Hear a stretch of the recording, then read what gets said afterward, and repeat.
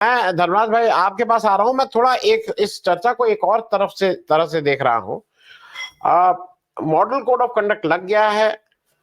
Election का process start हो गया है, 10-20 को पहला नोटिफिकेशन पहले फेज का ऑन है, और जो मेरी समझ है उसके अनुसार अब इलेक्शन कमीशन ऑफ इंडिया इस देश के इन सारी व्यवस्थाओं के लिए जिम्मेदार है।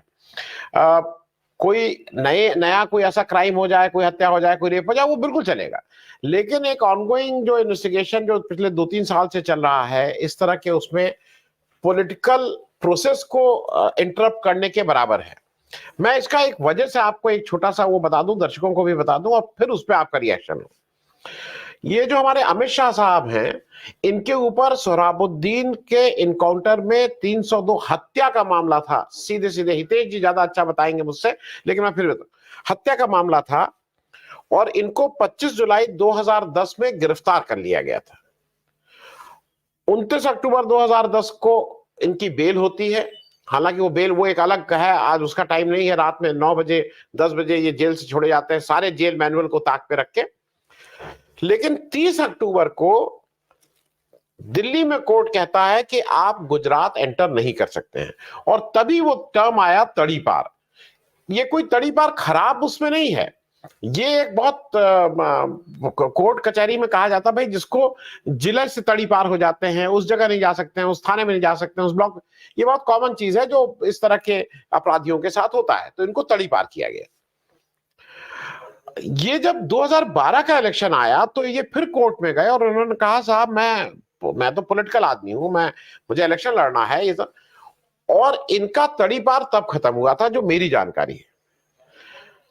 मैं इस बात को इसलिए पूछ रहा हूं धर्मराज जी, एक व्यक्ति जिसके ऊपर जिसके ऊपर हत्या का आरोप है और इनकाउंटर करवाने का आरोप है, और एक व्यक्ति जिसको उसने कहा कि भाई मैंने ऐसा देखा और ऐसा सुना, कोई आरोप नहीं है, तो क्या आपको नहीं लगता है कि मैं लीगल बात बाद में पूछूंगा हितेश जी से, अभी तो मैं मोटी बात करूं कि ये कहीं आप इस पूरे इलेक्शन प्रोसेस को प्रभावित करने का काम कर रहे हैं, और इस पे as a citizen of the country ये हम सब लोगों का ये जो वोट देने का अधिकार है वो प्रभावित होगा। धर्मराज भाई साहब, और आपकी एक टिप्पणी ओवरऑल अरविंद केजरीवाल की उस पे भी, धर्मराज भाई साहब। देखिए आनंद भाई, मैंने हमारे सारे साथियों को सुना, और आपने जो बात कही मैं समझता हूँ कि ये पूरी तौर पर मैं उससे इत्तेफाक रखता हूँ। इसका एकमात्र पर्पस यही है कि पॉलिटिकली जो है, जब अपने अपोनेंट से, बीजेपी का यही एकमात्र टैक्टिक्स है, ये लगातार हम लोग जो चर्चा कर रहे हैं, तो एक है उसका जो है कम्युनल पोलराइजेशन, दूसरा ये है कि अपने अपोनेंट्स के खिलाफ सारे टूल का इस्तेमाल करना, और ये कहना या तो जो है सरेंडर कर दो, हमारे सामने साथ समर्पण करके समझौता कर लो,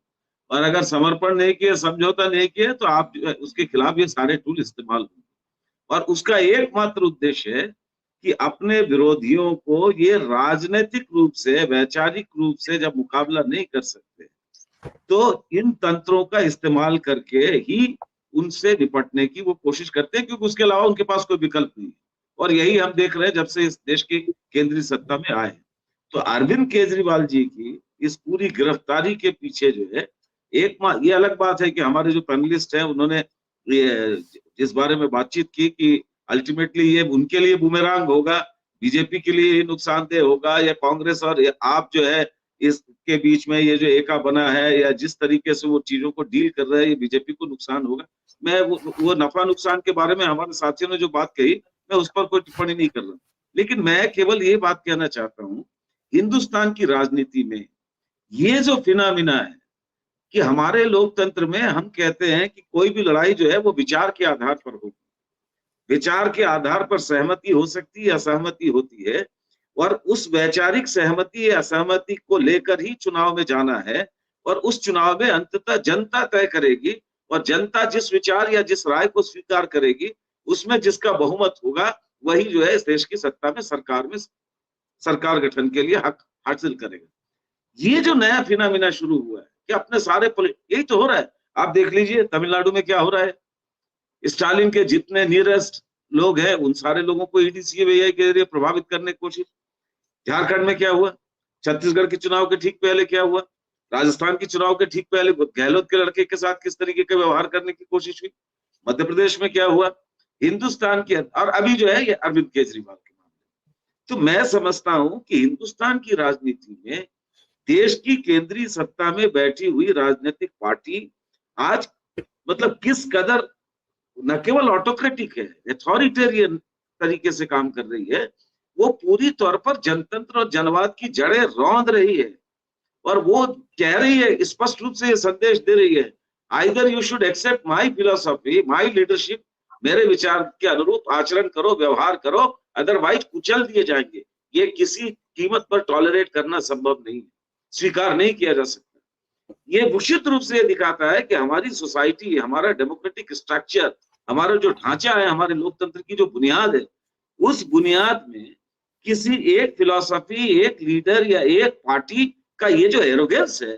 कि बाकी सब, आप जब पॉलिटिकली फाइट नहीं कर पाओ, आप क्यों नहीं लड़ रहे हो कांग्रेस के साथ राजनीतिक रूप से? आप जो है राहुल को पप्पू प्रमाणित करने के सारे कोशिश करने के बावजूद आप जब विफल हुए और आप जो है मुकाबला नहीं कर पा रहे, आप क्या कर रहे हैं? कांग्रेस पार्टी का जो है खाता बंद कर रहे हो, उनके खाता सीज कर रहे, आप इलेक्ट्रल बॉन्ड पे पूरी तौर पर नेकेडली एक्सपोज हो गए कि आपका जो नारा था पार्टी विद डिफरेंस,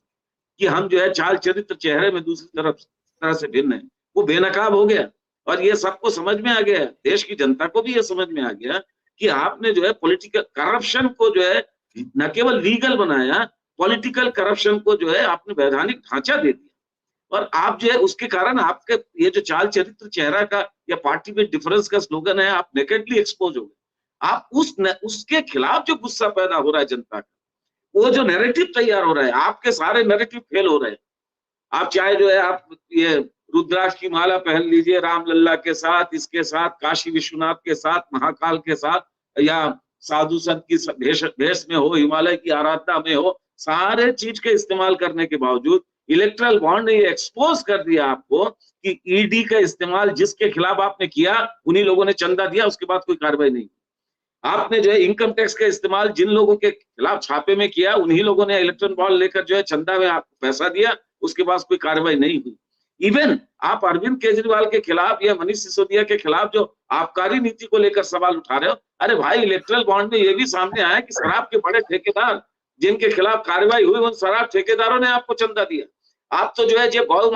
माता करके नारा लगा के देश की जनता को पागल बनाए हुए थे और अपने आप को सबसे बड़ा गौ रक्षक बनाकर जो है इंसानों की जान ले रहे थे। अब तो लोग ये भी समझ गए कि जो सबसे बड़ा बीफ का, गौ माता की हत्या करके दुनिया के अंदर जो है गाय के मांस का व्यापार करता है, आपने उस तक को नहीं बख्शा। इधर माता का नाम लेके गले में कंठी लगाए और उधर जो है बीफ का व्यापार करने वालों तक से आपने जो है इलेक्ट्रल बॉन्ड के जरिए चंदा ली। तो आप नेकेडली एक्सपोज हो गए, और ये जो एक्सपोजर हुआ, आपके पास कोई काउंटर आर्गुमेंट नहीं है। तो आप ये समझ रहे हो कि आप 370 पार, 400 पार, और जो कुछ भी डायलमा आप तैयार करने की कोशिश कर रहे हो अपने प्रिंट मीडिया, गोदी मीडिया के सारे तंत्र के इस्तेमाल के जरिए, उसके बाद भी जब आप सफल नहीं हो रहे, तब आप इस टूल का इस्तेमाल कर रहे हो, सीज कर दो अपोजिशन पार्टी का खाता।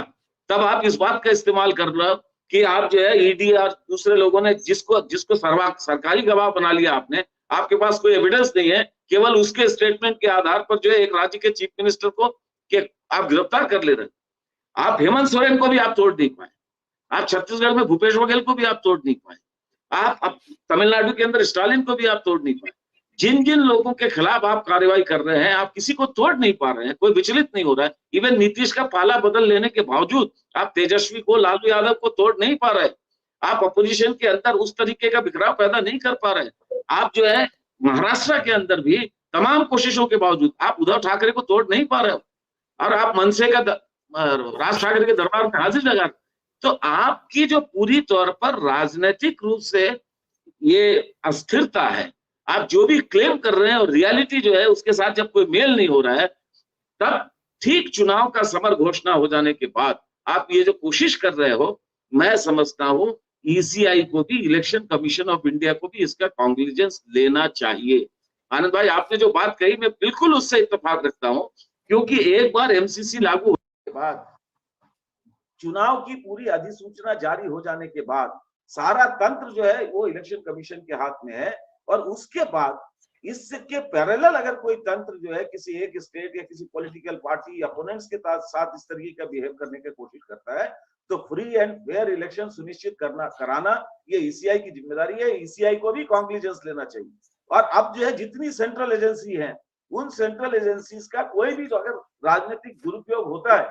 केंद्र सरकार, मुझे इस बात की खुशी है कि ईसीआई ने ये केंद्र की जो सूचना प्रौद्योगिकी विभाग की तरफ से अभी भी एमसीसी और चुनाव आयोग अधिसूचना जारी होने के बाद भी विकसित भारत का जो मैसेज भेज रहे थे, उस पर जो ईसीआई ने स्टैंड लिया, मुझे लगता है कि मैं उसका स्वागत करता हूं। लेकिन ईसीआई को इस मामले में इंटरवेन करना चाहिए और जो भी सेंट्रल एजेंसीज हैं, उन सेंट्रल एजेंसीज का सेंट्रल में, केंद्र में जो रूलिंग पार्टी है उसके तरफ से अगर कोई भी दुरुपयोग होता है तो मुझे लगता है इस मामले में उनको हस्तक्षेप करना चाहिए। जी।